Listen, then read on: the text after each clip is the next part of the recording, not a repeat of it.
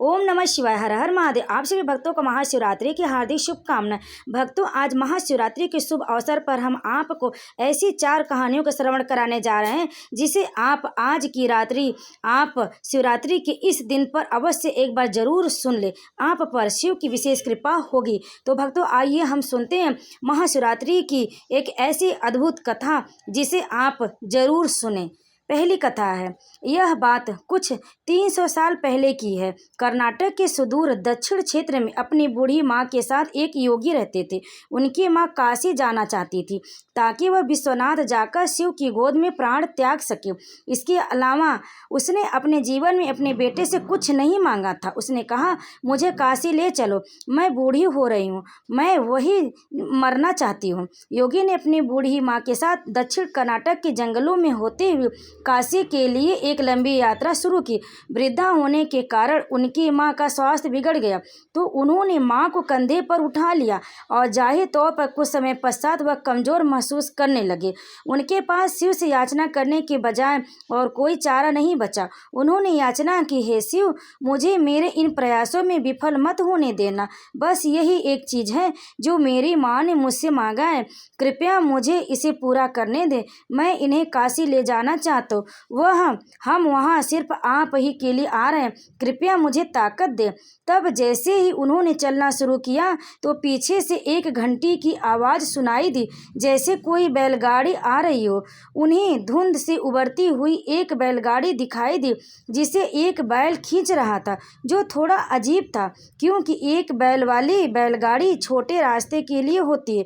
जब सफ़र लंबा और जंगली इलाके से होती हुई हो तो हमेशा 2 बैल ही गाड़ी को खींचते हैं, पर जब आप थके हों तो ऐसी बारीकियों को किसे परवाह। गाड़ी नज़दीक आई पर वे चालक को नहीं देख पाए क्योंकि चालक लबादे में था और बाहर धुंध भी था। मेरी माँ बीमार है, क्या आप खाली गाड़ी में यात्रा कर सकते हैं? उन्होंने कहा। अंदर बैठे व्यक्ति ने सिर हिला के हाँ कहा। वे दोनों गाड़ी में बैठ गए और बैलगाड़ी आगे चलने लगी।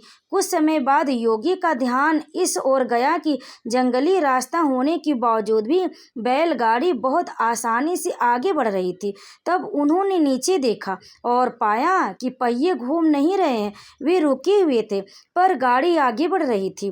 तब उन्होंने बैल की तरफ देखा और पाया कि बैल बैठा हुआ था पर बैलगाड़ी चल रही थी। तब उन्होंने चालक की ओर देखा और पाया कि वहाँ सिर्फ लबादा ही था। उसने अपनी माँ की ओर देखा और माँ से कहा, अरे पागल, हम पहुँच गए, अब कहीं और जाने की जरूरत नहीं है, यही वह जगह है, अब मुझे जाने दो। इतना कह के माँ ने शरीर छोड़ दिया। बैल गाड़ी और चालक सब विलीन हो गए। योगी अपने गांव लौट आया। लोगों ने सोचा, यह इतनी जल्दी लौट आया, यह अवश्य ही अपनी माँ को कहीं छोड़ के आया, यह उसे काशी नहीं ले गया। उन्होंने उसे पूछा, तुम अपनी माँ को कहाँ छोड़ आए? उसने उत्तर दिया, हमें वहाँ जाना ही नहीं पड़ा, खुद शिव वहाँ आए थे हमारे लिए। क्या बकवास है, उन्होंने कहा। योगी ने उत्तर दिया, मुझे फर्क नहीं पड़ता कि आप क्या सोचते, वे आए थे हमारे लिए और यही सच है। यही मेरा जीवन ज्योतिर्मय हो गया। मैं अपने अंतर में जानता हूँ, अगर आप नहीं मानते तो आप न जानें। तब उन्होंने पूछा, ठीक है, हमें कुछ ऐसा दिखाओ कि हम माने कि तुम सच में शिव को देखा है और वे सच में तुम्हारे लिए आए थे। योगी ने कहा, मैं नहीं जानता, मैंने उन्हें नहीं देखा, मुझे सिर्फ एक लबादा देखा। वहाँ कोई चेहरा नहीं था, वहाँ कुछ नहीं था, वह खाली था। अचानक सबने देखा कि वह खुद वहाँ नहीं थे, सिर्फ उनके कपड़े ही दिखाई पड़ रहे थे। वे दक्षिण भारत के महान संत बने। जहाँ भी वह जाते लोग उन्हीं बिना चेहरे वाले योगी के रूप में जानने लगे। ओम नमः शिवाय। भक्तों, यह कहानी यहीं पर समाप्त हुई। अब आइए सुनते हैं भगवान शिव के भक्त की एक और कहानी। सदगुरु, मैं आपको एक ऐसे योगी के बारे में बता रहा हूँ जो उस जगह के काफ़ी करीब रहे जहाँ मेरा जन्म हुआ था। मैंने उनके बारे में सुना था और उस घटना के बारे में भी जो वहाँ हुई थी, पर युवा अवस्था में मैंने इस ओर ज़्यादा ध्यान नहीं दिया। उसने मुझे काफ़ी प्रेरित किया, पर मैंने उस समय इसे अधिक महत्व नहीं दिया। वर्तमान में नंजनगुड़ के नाम से प्रसिद्ध शहर की सीमा पर मैसूर से करीब 16 किलोमीटर दूर एक योगी रहते थे। उनका नाम था मल्ला। वे किसी परंपरा से संबंध नहीं रखते थे और ना ही उन्हें कोई पूजा पाठ की औपचारिक विधि ज्ञात थी, परंतु बचपन से ही जब भी वे अपनी आंखें बंद करते तो उन्हें शिव की तस्वीर दिखाई देती। शायद योगी शब्द उनके लिए काफ़ी नहीं है। उनके जैसे लाखों हैं, वे शिव के कैदी हैं, उनके पास कोई विकल्प भी नहीं है। शायद मैं भी उन्हीं के जाल में फंसा हुआ हूँ। हम उनकी तलाश नहीं करते, अभिमान के कारण शायद किसी की भी तलाश नहीं करते, पर उनके जाल में फंस अवश्य जाते। शिव एक शिकारी थे। वे सिर्फ जानवर को ही अपने जाल में नहीं फंसाते थे, अपितु इंसानों को भी अपने जाल में फंसा लेते थे। यह उन्हीं में से एक और था। मल्ला शिव के सिवा और कुछ नहीं जानता था। उसने कोई विशेष कौशल भी अर्जित नहीं किया था और वह जंगली इंसान बन गया था। यह तो उसे कभी विचार नहीं किया कि किसी को भी रोक कर उससे अपनी ज़रूरत के लिए कुछ भी छीन लेना गलत भी हो सकता है। तो भी वो ऐसा ही करता था और एक डाकू के रूप में प्रसिद्ध हो गया था। वह जंगल में उस रास्ते का नियमित डाकू बन गया जिसे लोग सामान्य तौर पर इस्तेमाल करते थे। वह रास्ता जहाँ वो राहदारी वसूलता था, उस जगह का नाम पड़ा कल्याण मुलाई, जिसका मतलब है चोर का कोना। शुरू में लोगों ने उसे धिक्कारा, पर साल के अंत में लोगों से इकट्ठा किए एक एक पैसे को महाशिवरात्रि मनाने में खर्च कर देता था। वह एक बड़ा भोज आयोजित करता।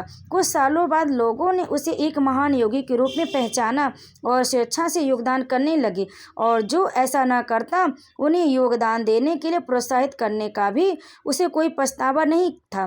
कुछ सालों बाद दो योगी जो आपस में भाई थे एक रास्ते से गुजर रहे थे। उन्होंने इस आदमी को देखा जो डाकू तो था, एक महान योगी भी था। उन्होंने कहा, तुम्हारा भक्ति भाव अद्भुत है, पर तुम्हारे तौर तरीके से लोगों को कष्ट होता है। उसने कहा, मैं यह शिव के लिए करता हूँ, इसमें दिक्कत क्या है? उन्होंने समझाया। अपने साथ अलग ले गए और कुछ पद्धतियों से गुजारा। उन स्थान का नाम कल्याण मुलाई के से बदलकर मल्लाड़ मुलाई रख दिया। आज भी यह स्थान मल्लाड़ मुलाई के नाम से जाना जाता है और जो महाशिवरात्रि को मानते थे वो आज एक विशाल स्थान के रूप में विकसित हो गया। डकैती छोड़ के इन योगियों के साथ बैठने के करीब 1.5 साल बाद ही उन्होंने महासमाधि प्राप्त कर ली। मल्ला को इस प्रकार मुक्त करवाने के बाद दोनों योगियों ने भी उस दिन अपने शरीर को छोड़ दिया। कमिनी नदी के किनारे इन लोगों के लिए एक खूबसूरत तीर्थ स्थान निर्मित है, जिसे आज भी मल्लाड़ मुलाई के नाम से जाना जाता है। ओम नमः शिवाय। भक्तों, अब आइए सुनाते हैं आपको महाशिवरात्रि पर शिव की एक अद्भुत कहानी। कैसे बने कुबेर शिव के महानतम भक्त। सद्गुरु कुबेर यक्षों के राजा थे। यक्ष बीच का जीवन होते हैं। वे ना यहाँ के जीवन में होते हैं और ना ही वो पूरी तरह से जीवन के बाद वाली स्थिति में होते। कहानी कुछ इस तरह है कि रावण ने कुबेर को लंका से निकाल दिया और कुबेर को मुख्य भूमि की ओर पलायन करना पड़ा। अपना राज और प्रजा को खोने की निराशा में उसने शिव की पूजा करना शुरू कर दी और एक शिव भक्त बन गया। शिव जी की दया भाव दिखलाते हुए उसे एक अन्य राज और संसार का सारा धन दे दिया। इस तरह कुबेर संसार का सबसे अमीर व्यक्ति बन गया। धन मतलब कुबेर।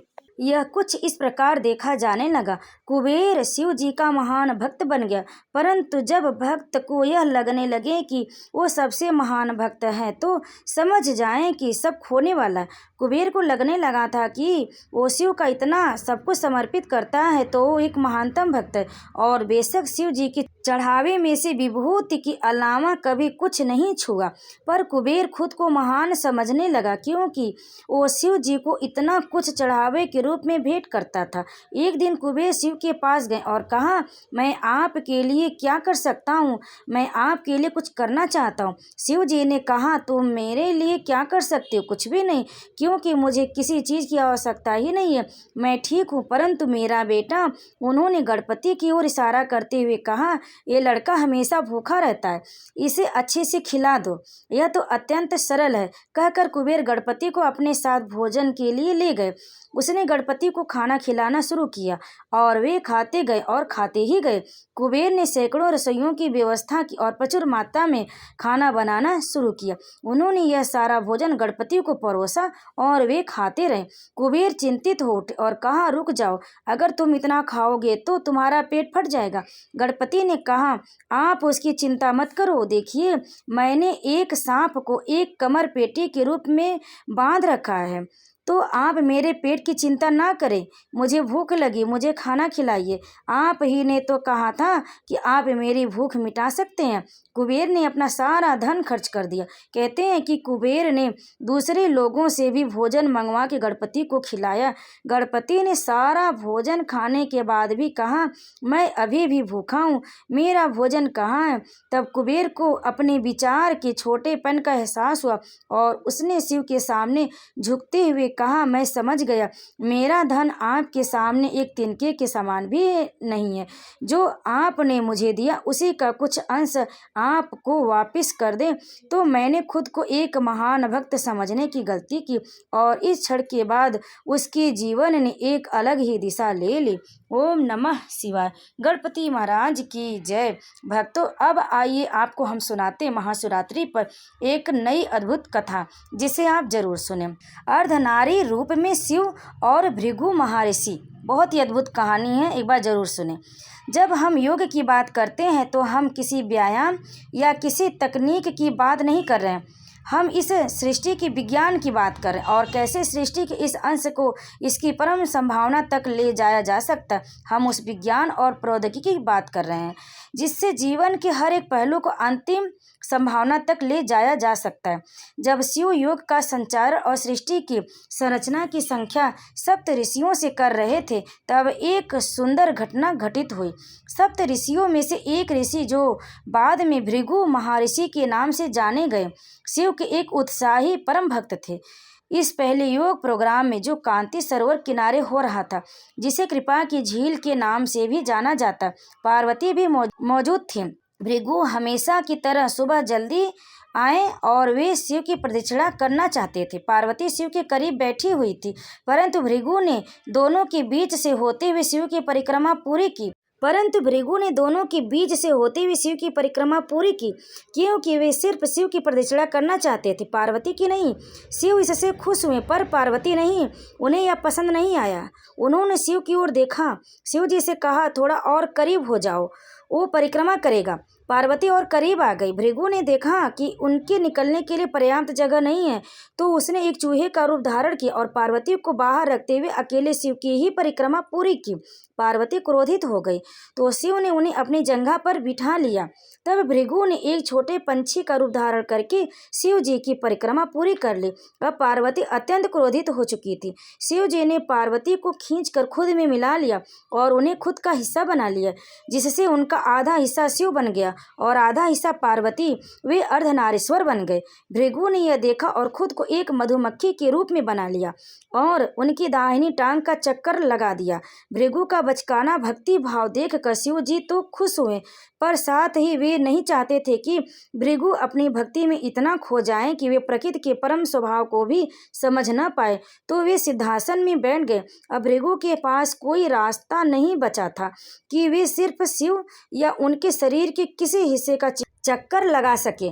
अगर उन्हें अब परिक्रमा करनी थी तो दोनों सिद्धांतों, स्त्रीण और पुरुष दोनों की ही करनी पड़ेगी। यह कहानी हमें संप्रेषित करती है कि जब हम योग की बात करते हैं तो हम सभी आयामों के समावेश की बात करते हैं। यह कोई व्यायाम या प्रक्रिया नहीं है जिससे आप सेहतमंद होते हैं। यह मानव जाति के परम कल्याण के बारे में, इससे जीवन का कोई भी पहलू बाहर नहीं रखा जा सकता। यह ऐसे आयाम को छूने के बारे में है जो सारे आयामों से परे हैं। यह एक ऐसे तंत्र के बारे में है हैं, जिससे आप अपने पहले से मौजूद तंत्र जैसे शरीर, मन, भावनाएं और ऊर्जा को परमात्मा तक जाने वाले सीढ़ी के रूप में इस्तेमाल कर सके। यह एक ऐसी पद्धति है जिससे आप अपनी परम प्रकृति के लिए स्वयं को पहले कदम के रूप में तैयार कर सकते हैं।